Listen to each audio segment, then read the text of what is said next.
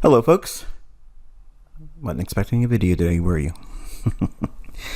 So yesterday, like I said, I got home a little late and wasn't real happy with what I was going to cover because everything that's been going on the last couple days with my daughter and just scatterbrained.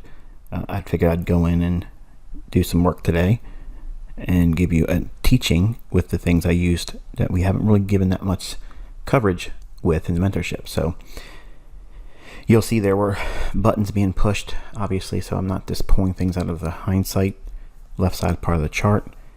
And we're going to cover when the market is indecisive, like we have here, the dollar index in here, consolidating inside of the daily fair value gap. Okay, so you know this is your premium high, discount low of the daily fair value gap. I'm not going to go out to the daily charts, otherwise this video will be a lot longer than I need it to be, and I don't want it to be that long. So we have FOMC, the likelihood of this staying consolidated ahead of Wednesday's announcement, very likely. So with that said, in your notes, whenever dollar index is in consolidation, okay, when it's in a holding pattern like it is here, the market's not showing a willingness to want to get somewhere in a hurry. It isn't trying to get up there higher, it isn't trying to go back down here lower either. It's staying inside of the range I've given you, and the parameters being as they are here. Parameters being the premium and discount levels of that daily fair value gap. So if dollar is in consolidation, that's not bullish, that's not bearish, it's neutral. So then you go to the next stage of your analysis, which is, now let's look at the euro futures contract. Okay, so I'm not pulling up FX, I'm only going right to the continuous chart, which is the symbol you can see right here. If you type that in, it'll give you the euro dollar futures contract price on a continuous basis. In other words, it's plotting every nearby contract until it expires and then goes to the next one. Here we have a buy side imbalance, sell side inefficiency, and we saw last week it traded down below that low. So now this whole range here has been balanced with downside delivery. Inside of this price run lower that completely closed this in and took out this pool of liquidity for sell stops, where is the imbalance? Right there. Okay, it's also this low and this low. There's really no need for it to go back up into here because we passed down to that level here once, twice, 3 times. So this level here, once it trades back up into that level, that's pretty much what I would expect as an upside for a consolidation day. It's Monday, it's the beginning of the week, it's FOMC, dollar index is consolidating. So it's potentially going to be capped on the upside. So what I mean by being capped, it's not likely to continuously press through that. It can, and that's fine, but I don't think it's going to go up that far. So this currency is mildly bullish. Okay, so we have dollar consolidated, euro mildly bullish, because notice we have here Sunday's gap opening, came back down in midpoint of the gap, consequent encroachment, then rallies to the imbalance here. Inside of all this buy side imbalance, sell side inefficiency, which has been rebalanced, then we go inside of this small little imbalance there. So essentially we've worked this low, price went lower there. In other words, once we went below this low there, all of this range becomes a factor. And then we come back all the way up into that and rebalance that as well. So it's met its upside objectives in my definition for a consolidated day. It doesn't need to go any higher than that. So we have the euro likely to be bullish up until this point here with dollar being consolidated. Now, does that mean euro dollar is a buy? No, it does not mean that. If you recall, and you've been here for a while, dollar index being in consolidation sets the stage for what? The crosses to be manipulated. And what's a cross? Euro pound, euro yen, euro Aussie, euro New Zealand, every cross like that. But you have to look for the weak ones compared to the strong ones and then pair them up accordingly. So we have mildly bullish euro. It's not bearish.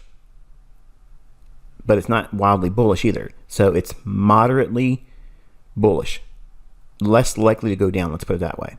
So we're canceling out dollar for now, and we're going over to pound. So we're going to pull up the pound. Again, this is the futures contract continuous chart.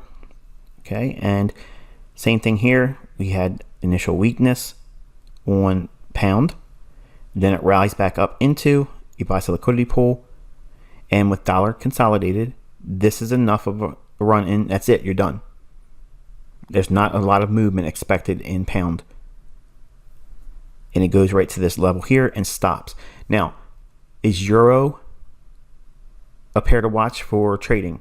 Yes, when it's paired with a weak currency, because then it will make it bullish. For instance, if we look at the Japanese yen, he said the word. Look, I hate yen. Okay, I do, but I have to teach you, regardless of whether I like trading or not. And you'll see today, it panned out pretty good.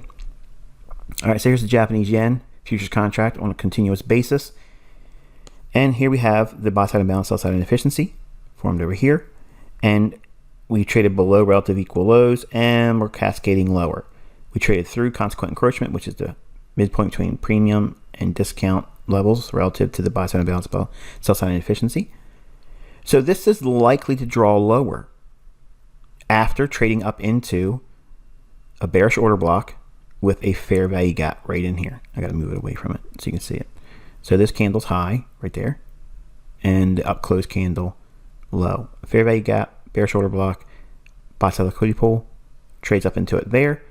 During London, sells off. What's it cascading through?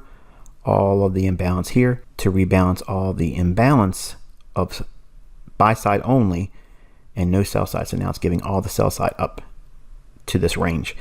So we have an underlyingly weak currency, Japanese yen, with a modestly bullish euro here. So how does that translate into a trade idea? Well, which Forex pair uses these as their base currencies and cross? Well, you have euro, yen. So now think about what I'm showing you here. Euro is likely to go up to this point here, and it times this whole process of why is it bullish? Well, we gapped up, we came back down, filled in the gap. So this right here is whiplash, where you sell short from here down into the gap. Catapult would be buying inside the gap, sending higher. That's a flashback from when I was back on Baby Pips teaching back in 2010, 2011. Because we know this is likely to come up to this level, and we know that yen is decidedly weaker and could be weaker until it fills in its imbalance, euro yen is not bearish. So now enter retail logic. There's a educational group, if you want to call it that, and I'm saying that with my tongue in my cheek. Two guys over in the UK go by the name of Astro Effects, and they are, in my mind, the epitome of retail, pretending to be something they're not. And I go after retail logic, and I want to see what a retail trader sees in the marketplace, and then I'll go in and look for technicals to support the opposite end of that. And everything I gave you here technically was what I used when I looked at Astro Effects Face Man, his post he did on his Twitter account, and said he was expecting it to go lower. So I went right into euro, yen, and let's take this out a little bit.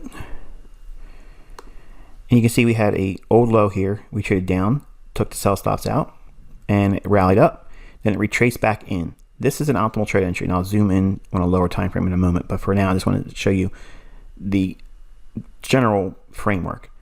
We took sell side liquidity out. We pressed down in.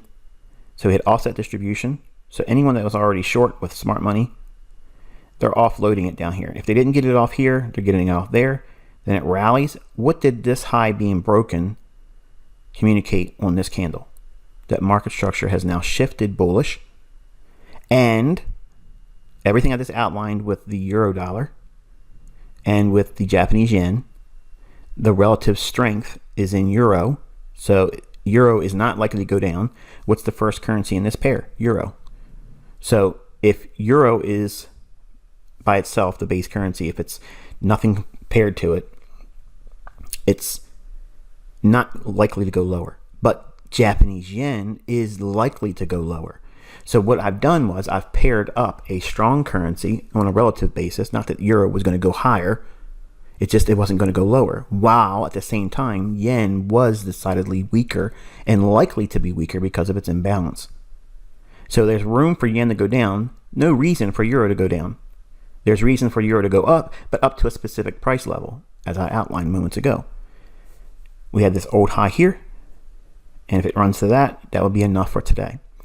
I entered right on this candle here, and I'll show you on the lower time frame in a moment, but just understand that this high being broken there set the stage for the New York session being bullish. So we drop down into the 15-minute time frame. All right, here's the euro yen 15-minute time frame, and here's that run above that short-term high that breaks market structure to the upside. So the market trades back down into this last down close candle here. Order block, optimal trade entry, starts the rally. Starts the New York session there at 7 a.m. The very next candle here, it's trading down. While it's trading down, I'm trying to get in this last up close candle right in here, because that is a mitigation block, because we have the optimal trade entry here. So inside of this range, I want to be a buyer. We trade down. I'm picking up the order there to go long. And initially I'm aiming for this fair value gap and then the short-term high right there. So I just basically just lined that up there, even though that everything I teach you sets you looking for this. And initially I gave the limit order. You can see it in the recording I shared on Telegram, with a projected high of 133.44. And we didn't quite get to it yet, so I was off there. It's went to 43.9, so I'm off by a pipette. But nonetheless, I changed mid-course because I was getting too close to the actual teachings, and I had enough for you all to know what I was doing. And the limit order was up here based on this old high, but I closed all the position off there above this as it rallied above it. So entering on this candle, exiting on that candle, using this short-term swing high here and this fair value gap. And I was originally going to take 80% off, leave 20% on to get to that limit order. But again, it's too close to what I teach here, and I don't want to have anybody belly aching to me, oh, you're doing this and you're doing that. I'm giving you practical lessons based on me answering frauds. Okay? So I would love to have this way of teaching coming up. Like, you're literally seeing it done for real, and the logic behind it, and why it's superior to everything else. All these other guys out here that show cars and spending other people's money, going in other countries and living it up on their dime. I'm not doing that. I'm teaching you how to go out here and find your own wealth and not rely on these image seekers. So entering on this candle here, you can see that is your price entry, and that's where I collapsed it all. But from a logic standpoint, riding up to this short-term high here was what you would be looking for, because as it's done this run up, notice what's occurred in that Japanese yen.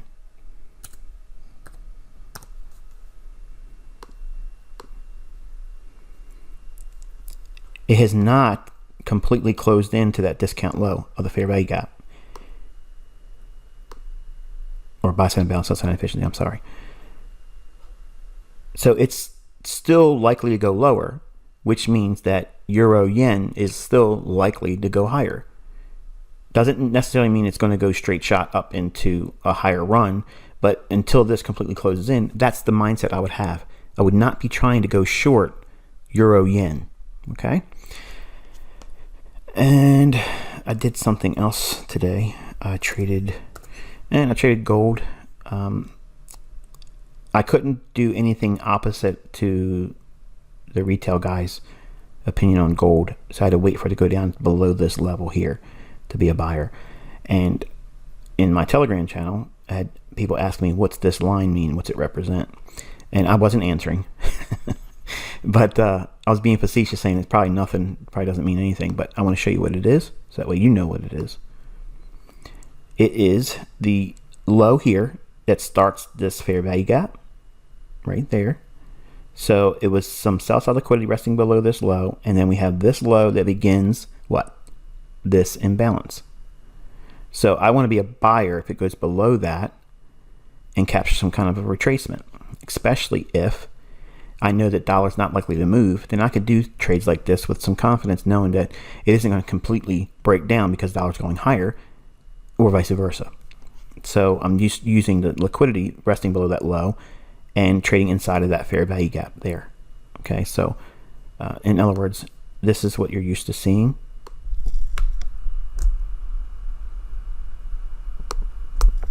That fair value gap, I was just trading as it broke below that low, and which makes it what? Institutional order flow entry drill on the daily chart. Dropping into an hourly chart, as it drops down, I'm entering on that candle right there as it goes below it. And all I'm trying to do is get up inside this fair value gap there, right above these relative equal highs. Too clean, imbalance. So when it trades up in there, I'm trying to capture that little bit of a move. And it was against being bearish gold. So in my mind, I was challenging myself, saying, okay, I have to trade this opposite. So retail Astro FX was shorting, or at least they say they were. I was buying the low and capturing a run up into this area here. And the other trade was GBP Australian. Right there. Take this stuff off. All right, so here's the trade. We traded down into this imbalance and order block, started to rally. Again, remember, we're not bearish cable, but it wasn't decidedly bullish either. So pound is the first currency in this pair. But now we have a problem with understanding what is Australian dollar doing. Well, I'll show you in a moment, but just for now, let me cover everything here, and then we'll go into Australian dollar and make perfect sense. So going long in here, I'll show you the order block that I actually keyed off of, but I was aiming for this short-term high because Astro FX had their stop loss there, and this is what? Fair value gap. And this would be institutional order flow entry drill. So even if I'm wrong about it not wanting to go lower, but eventually it could go lower once it gets to this point, from this area here up to there, I have potential range to trade and still be against retail. So drop into a 15-minute time frame. Here's my entry. I was using this order block right there. So in this candle right there, I'm going long and exiting right above the run in here. My limit order gets tagged, and I shared that also on Telegram. And all I was doing was being facetious about being 180 degrees contrary to a retail trader that gets all kinds of worship, thinks he's a king, and a supposed big to-do over there on Instagram. And I have done every trade against his logic. Mine are winning and his aren't. So I do this because not all of you are interested in seeing that stuff, but a lot of you in here that recently just came in have been fans of Astro FX and think that they do something spectacular. The only thing they do spectacular is spend your money if you paid them, and they rub it in your face, because none of them can trade. Neither one of them can.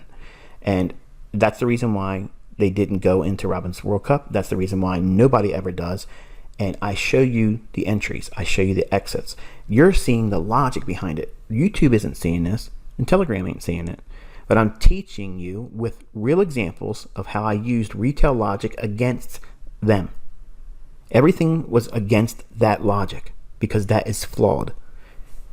The order block here, because we've already went down into the order block on the hourly chart and we started running higher.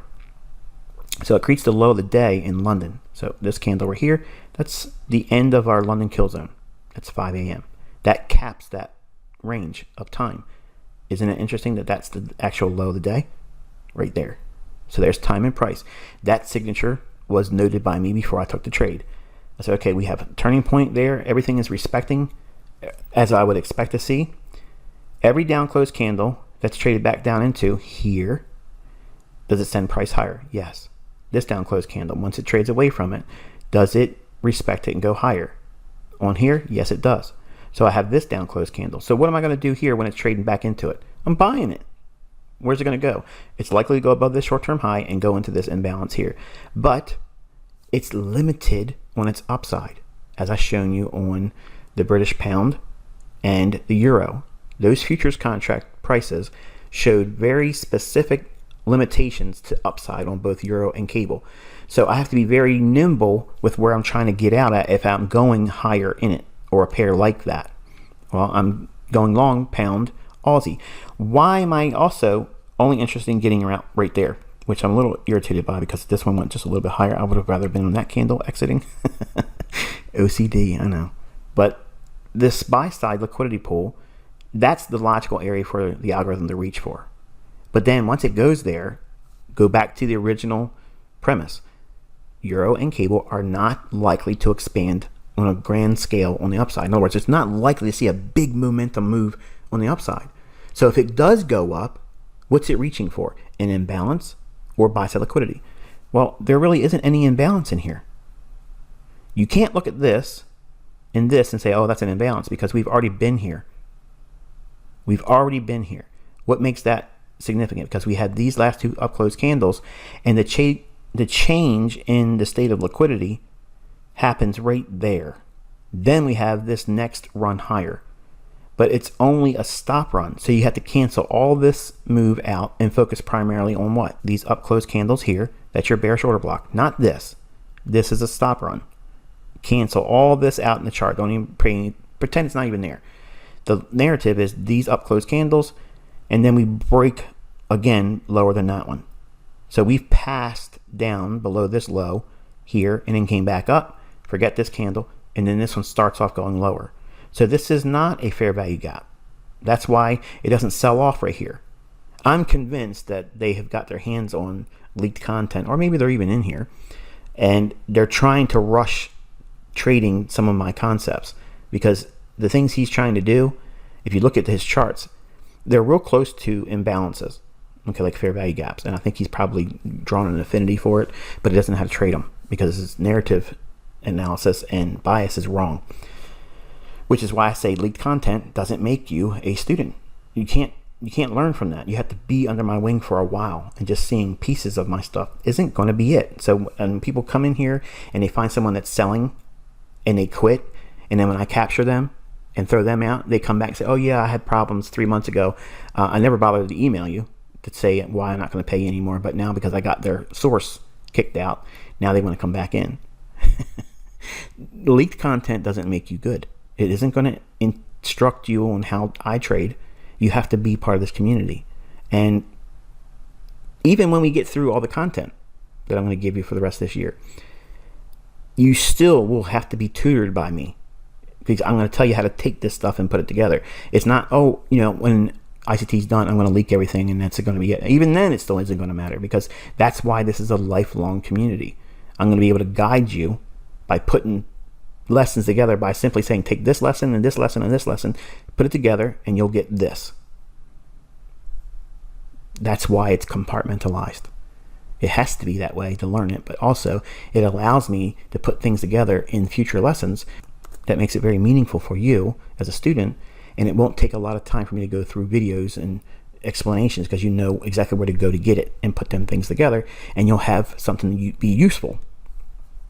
But anyway, let's take a quick look at Australian dollar, and you'll understand again the logic why this was likely to be as you saw. All right, and here is the hourly chart on Australian dollar. So we had the market break below this low here. At this low, is this the true low, or is it this low? It's this low. This is a stop hunt. It sweeps below that low.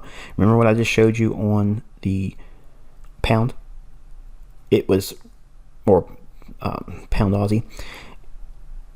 It rallies higher to take stops and then moves away. We ignore those candles. You ignore them. Interbank traders ignore them because they've done their job. So you have to erase that from your perception of looking at the chart and go back to where the root of that turning point is here. This is a catalyst for running out liquidity. This is the underlying narrative of the turn. Then anybody that's right, they take them out with that pass right here below that low. So you want to be focusing on these bodies of these candles because that's where the bulk of the volume is. That's the true narrative. This is just an event. The narrative is it turned here, starts going higher. So how's that useful? Take that low, project it out in time, you get this area right there. So what is this? That's your fair value gap. So Australian dollars likely come back up to this low. Yeah, that's traditional support and resistance theory. And I told you there's sometimes that will work, but not all the time. And I'll tell you how to find the periods when it works. This is one of them. This here that gets swept, go back to this, that's your real low. And then right in here, if it goes back up to that area here, that's it for the day. If it goes up to that area there, which it does, you're done. Now, toss in one other caveat. What else do you see here at this low? Keep going to the right. What do you see? Just above it, what is that? You know what that is. It's a volume imbalance. So the volume imbalance here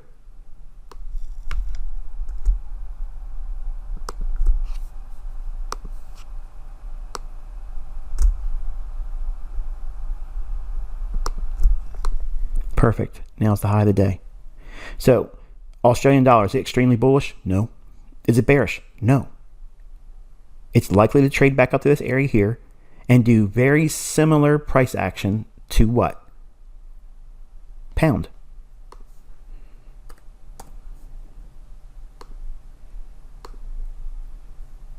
Only go up to a certain point and stop. Now, it does not look the same because it has this initial run lower, but on the upside, that's what I'm focusing on here. The upside is limited. It's capped. So, using this information with pound Aussie, any move up in pound Aussie, because they're both muted, they're being held, they're not being allowed to be really liquid, higher or lower movements. There's nothing free about their trading, both Aussie or pound. So if you use that logic with using Aussie compared to pound, the pair is pound Aussie. So it's natural for me to expect it to run from here to here and then stop dead in its tracks. And look what it's done. That very thing. Now, you've heard me say things like this before, and it gets on some of you that's been here a long time skin. Okay? I get it. I understand. But I have to say this to constantly make a bullet point about it. This is not beat the market maker stuff. Okay? This is not Chris Laurie stuff. This is not Wyckoff. This is not supply and demand. It's none of that stuff. Okay? I just exposed how the Interbank literally went through all of the pairs today, and I literally traded with that logic, going against the king of retail logic over there on Instagram. So my question to you is this. Do you want to trade like this and have to have a setup every single time? Because if the dollar is consolidating, this is what you do. You go through the process of ferreting out the strong versus the weak. And then you find the pair that's basically designed to do that very thing, put the strong against the weak. And you trade that pair. But also, are you interested in taking trades like this? Because some of you, especially the young men in here, they want to be able to do what I did today, which was basically make a mockery of the young man that's been talking ill about me. And my question is do you want to take these types of trades simply because it shows a willingness to go against retail traders? Or do you want to take the trades like the euro yen, which was the better of the trades because it took the stronger against the weaker, not stronger in the sense that the euro is going to go higher. It just was likely to go up higher, but not by much, but certainly wasn't going to go lower. But yen was decidedly weaker. So therefore, euro yen is a long. That's the trade. That's the one that you should be focusing on. if the dollar's in consolidation. Now, some of you have been here for a while know that I've taught this before. I have taught when dollar's in consolidation, you immediately go to the crosses. But now think about what I also said. Euro and cable are muted. They're not being allowed to move. So if they're not likely to move, is euro pound going to have a lot of movement today? No. Let's look at it. Euro, GBP.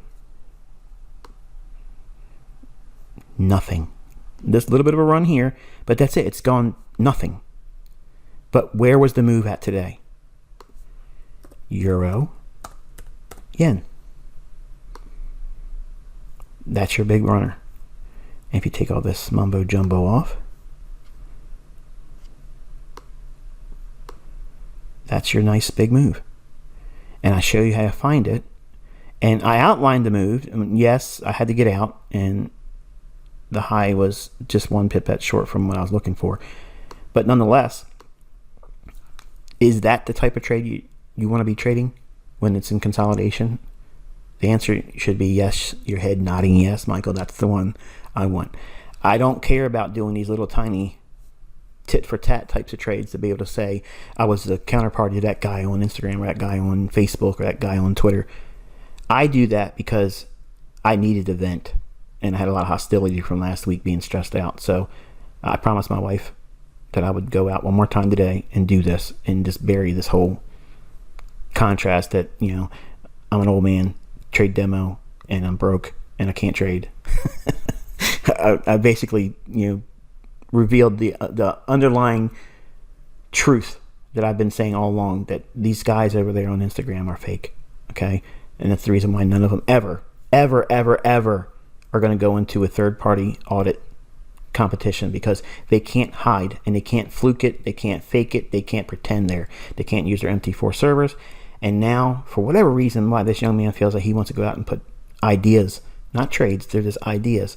And this is what I don't want none of you in here to do. Don't learn what I'm teaching you here and go out and do the real thing of what he's trying to do and everybody else over on Instagram. Don't do that, because you're inviting all the wrong ideas. And honestly, what I did the last week or so by doing this in my Telegram, I was literally attacking my younger self. That was me punishing my younger self. I already know that I'm better than that kid, okay? He can't trade. But what I was seeing was the same kind of stuff that I did when I was a younger man. I needed to be humbled back then, and nobody cared to bother with me. And now, because I'm older, I can see that no one else is willing to do it, and I just needed to get it off my chest. And he's got people thinking that, for whatever reason, I can't do what I claim, and I've done again what some of you have asked me for. And it's mainly the new group, because that's the largest of all the groups that came in here. Your concern was if I couldn't cut the mustard with Sean Lee from Astro FX, then maybe you shouldn't be here. Well, here's what I'm telling you.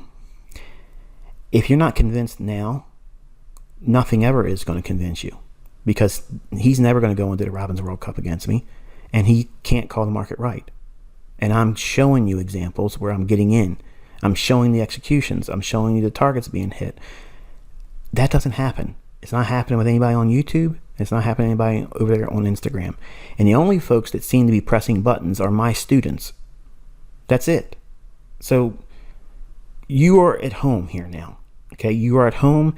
There's no reason for you to ever doubt that you're in good hands. You are. And just because I can go out here and do this against everybody and make them look ridiculous, I don't do it because it invites my ego, and I love that. And I have to fight that a lot. That's the number one reason why I keep my comments off, because it's going to attract my attention to that. And man, is it easy for me to do that. I'm like chasing cars, because I have a lot of targets and they're easy, and I don't want to waste my time doing that. But this one needed to be done. I was planning on doing him next year. He was going to be the first one on my list, but I've already canceled him out. Now he's done, because he can't trade. But please don't send emails and ask me about Sean Lee from Astro Effects anymore, because I have thoroughly washed my hands of him and everybody has seen it now. That's the reason why he's never done anything beyond what he's done, and that's it. So if I have not satisfied that and you feel that it's still not significant enough as in terms of evidence, I'm not going to show you my cars. I'm not going to show you my homes. I'm not going to show you my bank account statements. All that stuff would literally put him on a totally humbled level. And I don't need to do those things. And hopefully you didn't join for that kind of thing, because I don't do that here. If I would have done it ever, it would have been on YouTube. And I don't do it. So anyway, the takeaway is this. I've gone through the process of using what I teach you here. If dollar is in consolidation, it's being held. It's being held in a specific range of price that you already knew about. It's not trying to leave that fair value gap. So if it's not trying to leave the fair value gap, when we cross over to the New York session, remember, that's the session I told you all to focus on. That's the easiest one. And it did not take you to join my mentorship to learn that, because I said it on YouTube. I said it back on Baby Pips in 2010. New York is the easiest session because it gives you all of the understanding that I just outlined here. Because your question is going to be, well, how do you know it's not going to run above these relative equal highs? How do you know it's not going to do that? Because everything I just outlined, the dollar is not trying to go anywhere in London. It's going down to this level here. Fine, that's okay, big deal. Even if it goes outside of that range a little bit, what's over here? A volume imbalance. It goes down to the volume imbalance and comes right back inside the range of the fair value gap. These are all things I teach you. And the uncertainty or the fear of not knowing what to do, that's normal. That's normal for you to feel that. And I told you, you're not going to watch a video one time and suddenly you're ICT junior. It doesn't work that way. It takes a lot of time to get good, really good. Decades, okay? But to be profitable, you don't need decades.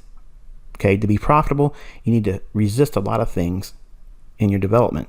And you're going to want to do things like some of you watched me do today and last week, because that makes you feel significant. That makes you feel like you've accomplished something because you smashed somebody out there that's a fake.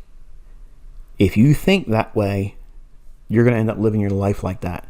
And you're never satisfied, because there's always going to be some joker that comes along. I literally want to call an open season on everybody on Facebook, Twitter, and Instagram next year. Like that's exactly what I want to do.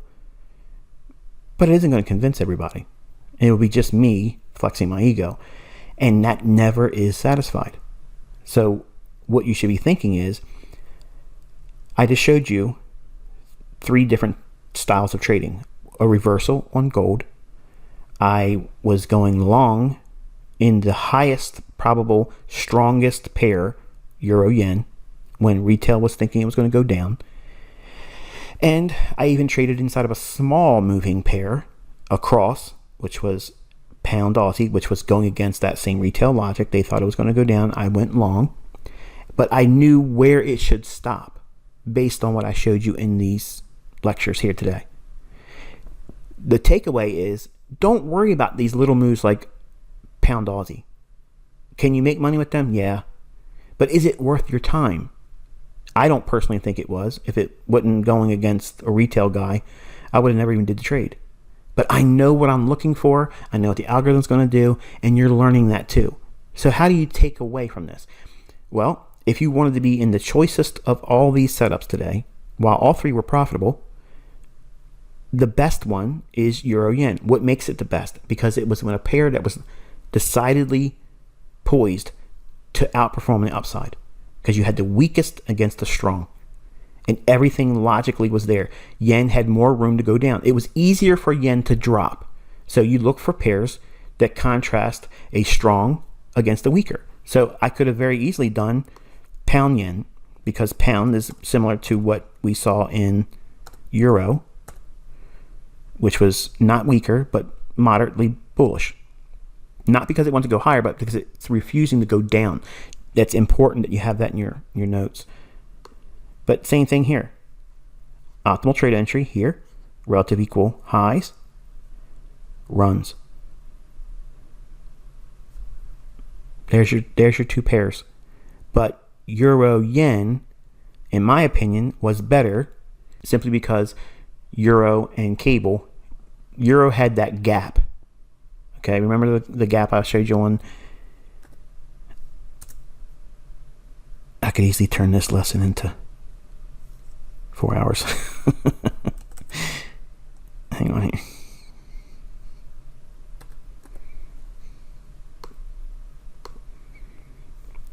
All right, we had a gap here on euro. We did not, notice this, we did not have the gap on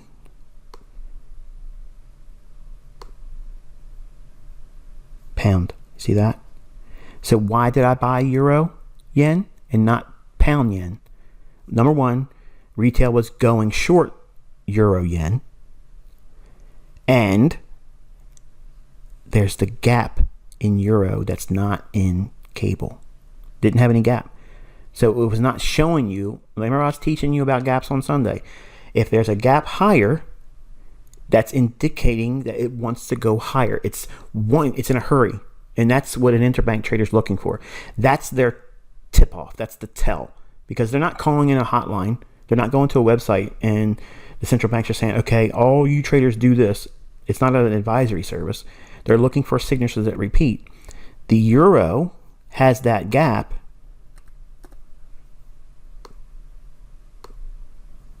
Right here at the beginning of the week. That's your tip off. That's the leader on the upside. Doesn't mean it's going to continuously run because of everything I've outlined here. All the imbalance and these lows here and this small little imbalance. It's going to go to that point and then that's it. You're done for the day. So it's not going down, but it's going to go up to this price point here. Once it satisfies that, then you need to be either getting out or trailing your stop loss up in your pairs that are pairing the euro against a very weak currency, which was yen. So euro yen, at the time of this occurring, that fulfills its upside objective and that short-term swing high. And I know some of you students in here, your head's spinning right now like, man, this is too much, too fast. Right. Because there's lots of other lessons you're going to have to go through to really get what I'm showing you here. But charter members are loving this lesson because now they're saying, wow, I'm seeing pieces of what he's taught, and I literally did it today and showed you. I showed you it. I didn't talk about it in hindsight. I didn't wait for it to move and say, oh, look at this. That's what everybody does when they learn my language. I know what I'm talking about. You're home. So stop worrying about all these other people. If you want to quit, don't make excuses for why you want to quit. If you can afford it, just quit. If you don't like what I'm doing outside the mentorship, don't watch what I'm doing outside the mentorship. Okay? That's my personal time. I can do whatever I want on my personal time. And I'm not listening to people send me emails saying, you shouldn't do this. Don't tell me what I should do or what I shouldn't do. Okay? I don't ask for your advice about those things. Okay? I've earned the right to do whatever I want to do. I don't need anybody's permission here. But when I do those things, you all benefit because I'm coming back to you, community that's going to receive more insight than the public will. You're getting insights from something that I did. Why was I doing what I was doing? Not, am I ego tripping or am I losing control of myself? No, that's not what I'm asking. But why was I making the decisions I was making that panned out profitably? Those decisions were made on the basis of the things I've shown you here. Me getting out here and just completely closing it because I didn't want to draw any attention to running up above this high, even though that's a common understood thing in my free tutorials. They're all scratching their head here, trying to figure out why I took it all off there. Why didn't I write it all over there? That's exactly what I did. It's called chaff. Okay. I'm putting chaff out there.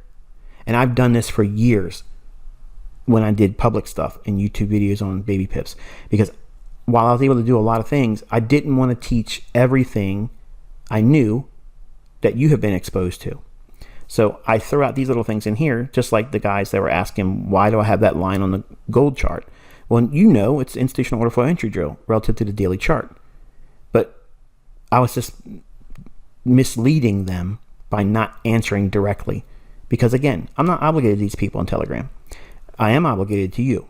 And it's my interest in seeing you understand what I do and how to replicate that in a skill set that you learn over time, not by watching a video one time. You're not going to understand what I just showed you here by one passing, especially for the new group. Okay, you're going to need to go through to charter member. Okay, and then you're going to come back to this and think about all these ideas. The relative strength analysis, which is what I just went through briefly. I didn't call it that, but that's what it is. Anytime you hear in the mentorship teachings relative strength analysis, that's what I did. I'm looking for relative weakness and relative strength. And when the consolidation is occurring in the dollar index, that is what an interbank trader sees as, okay, forget the majors with the dollar. Forget that. That's not where I'm interested in. They immediately go to the crosses without the dollar. I'm not saying that dollar yen did not rally today, because it obviously did. Dollar yen. There you go. But this run here is just based on not strength in dollar, but underlyingly weaker yen. Yen prices are weaker, and that's what causes this here. So if you compare and contrast that with Japanese yen futures continuous contract, that sell-off here is what's driving the dollar yen, because it's not occurring because of Dixie. You see at the same time here, dollar's flat. You see that? That blue line, that's the delivery of dollar. It's nothing. It's doing nothing. It's going sideways. So the underlyingly weaker delivery on yen is the catalyst that sends the dollar yen higher. This is moderately bullish because it's not bearish. Not because it wants to go higher. It's moderately bullish because it's absence of bearishness. In other words, the dollar's not likely to go down, but it's not likely to go up either. But when you have that with a weaker currency like yen is here, that will make dollar yen go higher. Okay, so I've crossed all bridges here, showing you how to strip this down from a top-down perspective using the things that my older students here know about. I didn't recreate anything. I didn't create some kind of new language. I didn't create some new tip, new tactic, new concept that I haven't already introduced. Here it is. It literally was done for you today with a button being pushed. I gave you the framework behind it now. You understand why I did what I did today. You understand the logic behind it. And you also now know how to go through the process of looking for it in the future. If you ever have gaps, okay, the gap is indicating a rush to go somewhere. Okay, and if you have a currency that doesn't have a gap, that cancels it out for relative strength analysis purposes, i.e. British pound. It did not have that gap higher like euro did. Euro futures showed that higher up gap. That to me was that's the currency I want to be looking at. That currency is going to have the mover. If I can find it and pair it with a decidedly weak currency. Now let's look at, in closing, let's look at euro, Aussie, because both those pairs, remember Aussie was similar to cable and euro, it's limited on the upside but not likely to go down, remember? So this pair isn't going to have much movement either. And let's take all this stuff off here because it's not salient. And here you go. It's done nothing today because it's a pair made with two currencies that are likely to go nowhere. Now, you see all these folks out here on Twitter. You see all these folks out here on Instagram. You see all these folks on Facebook, Twitter, and on Forex Factory's forum. Okay, I literally go through those forums in the morning before I do anything. That's what I'm looking for, that retail logic. And I just pinned the tail on the donkey from AstroFX today. And I used that guy's view on what he thinks is going to happen in the marketplace. And I used the concepts that I'm teaching you here. So what am I doing? I'm taking the weak hand, nobody knows what they're talking about from a retail perspective type of trader, and pitting against how the interbank algorithm is going to reprice. Who's going to win an arm wrestling match? And all I'm doing is siding with the side that's going to likely win. That's it. That's what makes me ICT in the public's eye. I do that consistently. And everybody sees the difference when I do it. And it doesn't make me arrogant because I'm doing it. It just means that I'm informed and I'm proving conceptual theory in practice, applied practically. And I'm doing it in stunning fashion because I'm doing it against these worshipped idols that have no skill set or deserve your worship. And I'm ending it with, I don't need or want your worship, and I don't need glad handing, I don't need applause, I don't need any of that stuff. But when I do these things, just know that there's a large group of people that are asking me because they're on the fence. They're waffling about, should I stay here? And it doesn't matter how much I've done prior to this. If these folks that are students of mine are asking for this, I feel obligated to do it because it's something that's easy for me to do. I enjoy doing it. And you get something out of it on the other end. Like this, you're getting a really rich lesson. Nobody teaches this. No one teaches it. No one. No one teaches like I just showed you here. Okay? Now, you're going to say, well, no, Steve Morrow has a teaching where it's fractional disparity. That's a rebranding. That is a small little piece of what you just got shown here. I showed you the complete breakdown of which moves are going to have more momentum, why it should stop, where it's going to stop, and how to find the relative weak and strong currencies.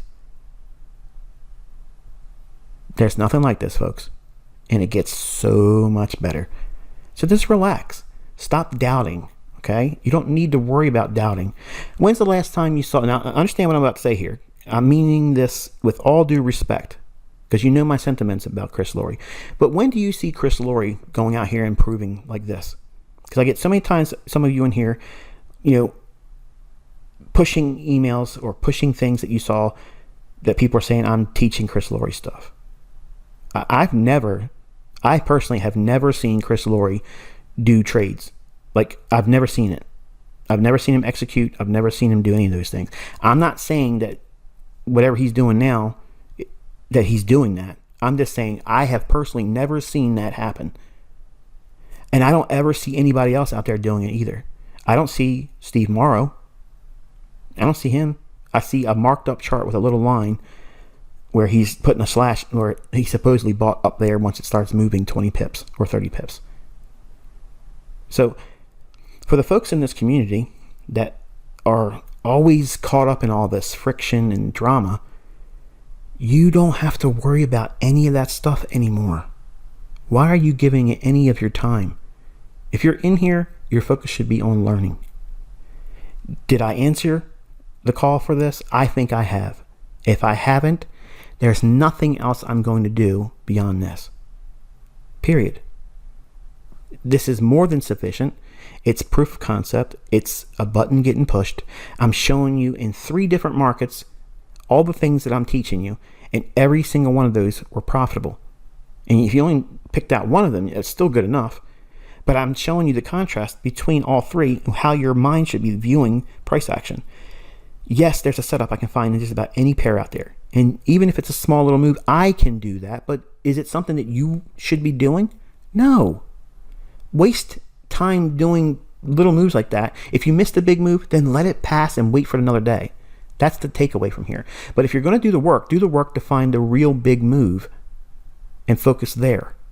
And don't waste your time with these smaller moves just because you need that little nudge of, yeah, you're better than the average bear. You don't need that. That's the stuff that I ingrained in my personality, which is a flaw. This stuff that I'm doing, the young men in here are looking at that and saying, that's what I'm going to do. I'm going to go out there and I'm going to do it 30 times more than ICT does, because I'm going to defend his name. I'm going to defend what I've learned, and I'm going to kill all these fakes in the public domain. And I'm going to tell you that that's a character flaw. That's not a strength. That's a coping mechanism for me, because I have something I can never satisfy. That insignificant young man at 20 will never feel significant enough because my grandparents don't see what I'm able to do now. So I have to do those things. Don't start your journey or hold on to baggage like that. The ideal method is for you to grow out of those toxic thinking and never resort to doing what I do. And that's the part that makes me a weak mentor. Now, I'm showing you the pluses of having done it because, like I said, I'm like a dog chasing cars sometimes. I turn my comments off not because I'm afraid of anybody, but I know I'm going to get someone saying something and it'll distract me. And then I want to pulverize them. And that will be something I'm doing versus doing other things, whether it be in my personal life or mentorship or whatever. I don't want you thinking you should do those things. And I want you to know that I am cognizant of the fact that these are not characteristics that a strong mentor would try to promote. And I'm not trying to promote that. So that way you understand clearly that I'm admitting that these are character flaws in me. But they are a coping mechanism because I am not as balanced as you might see me as. I have many things that I wrestle with. And for me to be able to cope with it from a psychological standpoint and a chemical standpoint, because I do suffer from a chemical imbalance. And when I get triggered, I got to run with it. And no one's talking me out of it. My wife has learned over the years it doesn't work. So she stands out of the way, lets the cyclone go through, and then she comes back and she tries to play the voice of reason afterwards. And sometimes I'm guilted into feeling shame. And then other times I'm telling her I feel vindicated. But either or, nothing's stopping me when it starts. It's like a hurricane. You can't stop it. You just let it do its thing, and then you pick up the pieces afterwards. And sometimes I'm embarrassed to say that I've caused more damage than I wanted to, and it is not as constructive as I wanted it to be. But for me, from a personal standpoint, it's very satisfying for that moment. But then I weigh it out with, okay, what do the people that respect me and love me and look up to me see when I do those things? And I had that experience with my children because they saw me ripping into that Yahoo on YouTube that's a fake. And I used language I shouldn't have been doing. But that's what happens when I engage. That's the reason why I keep my comments off. It is not fear, folks. I am not. I'm begging for it. I've been begging for it for how many years now? I mean, I'm literally going after everybody, telling them, let's go, let's go, let's go. Because I know what I'm able to do. That's not a strong characteristic in a mentor. That's someone that's unstable. That part of me is what's triggered with these goobers. And as much fun as it is, and easy it is for me to just thrash them, it is not mentorship grade. But once I get my clarity again, I come back because I know I'm able to go into it and give you a lesson from it. I don't want to have to teach this way, is what I'm getting at, okay? And you shouldn't be warming up to the idea that this is the best way to learn. But I also want you to know in closing that you have a mentor that can absolutely do this. And I am not afraid of anybody on Instagram, anybody out there from a Goldman Sachs background, UBS pretend narrative that you used to work at a bank. All these people, none of them can stand against what I have. And you're learning it. And focus there. Look past my flaws as a human being and just understand that every time I do the things I do, it's not meant